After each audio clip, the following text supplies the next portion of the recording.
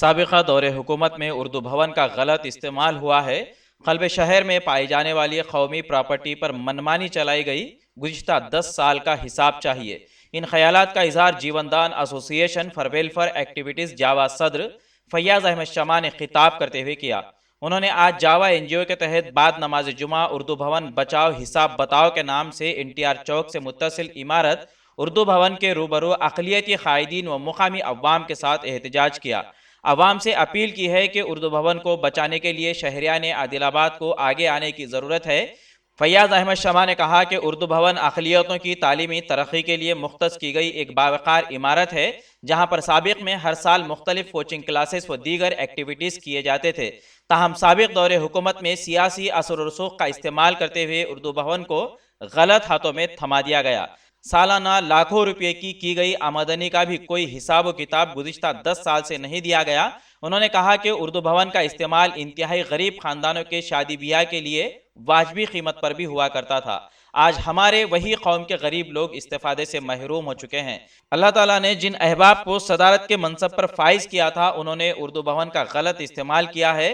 انہوں نے شہریان عادل آباد و متعلقہ افسران سے پرزور مطالبہ کیا کہ گزشتہ 10 سال سے حاصل کی گئی لاکھوں روپے کے آمدنی کا حساب کتاب لیتے ہوئے عوام کے سامنے پیش کریں۔ احتجاجی پروگرام کے دوران انڈین یونین مسلم لیگ ضلع صدر فیاض احمد، کانگریس قائد نور خان پٹھان و دیگر نے بھی خطاب کرتے ہوئے اردو بھون کے حساب کتاب کو عوام کے سامنے پیش کرنے کا مطالبہ کیا۔ اس موقع پر BJP قائد محمد جابر، محمد رفیق، اصغر حسنین، نعیم اختر، ارشاد خان و دیگر موجود تھے۔ سالوں کا حساب دیجئے جو آپ کے دور حکومت میں آپ نے منمانی چلائی ہے، یہاں پر اردو بھون کا آپ نے غلط استعمال کیا ہے۔ ہمارے کو ان 10 سالوں کا حساب چاہیے۔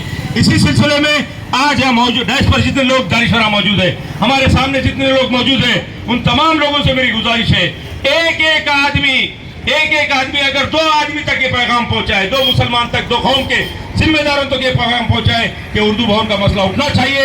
اردو بھون کو پہلے کی طرح آپ غور کیجئے، تاریخ گواہ ہے، یہاں پر جتنے لوگ موجود ہیں، میری ڈسکس ہوئی ابھی تھوڑی دیر پہلے، کسی غریب بچی کی شادی ہوتی تھی جن کا بجٹ بہت کم ہوتا تھا، جو شادی خانہ ریزرو کرنے کے موقف میں نہیں رہتے تھے، وہ لوگ بیچارے 2000-3000 میں یہاں پر اپنی شادیاں کرتے تھے بچیوں کی، یہاں پر رسم کرتے تھے۔ آج وہ لوگ محروم ہیں، وہ لوگ پریشان ہیں، 5-10 ہزار روپے کرایہ دے کر وہ لوگ اپنے بچیوں کی شادیاں کر رہے ہیں۔ یہ قوم پر ظلم نہیں تو کیا ہے؟ آپ کو اللہ تعالیٰ نے ذمہ داری دی تھی، آپ کو اس منصب کا صدر بنایا تھا، آپ نے اس کا غیر استعمال کیا ہے۔ آج قوم سے میرا یہ ڈیمانڈ ہے، قوم سے میری یہ گزارش ہے کہ ایک آدمی چین سسٹم میں 2 آدمی تک یہ پیغام پہنچائے اور یہاں پر بیٹھے ہوئے ذمہ دار یہ طے کرے کہ آنے والے دنوں میں انڈیا سمے پر مزید دلچسپ پروگرامز دیکھنے کے لیے لائک کیجئے ہمارا فیس بک پیج @انڈیا سمے 17 اور سبسکرائب کیجئے ہمارے YouTube چینل انڈیا سمے کو۔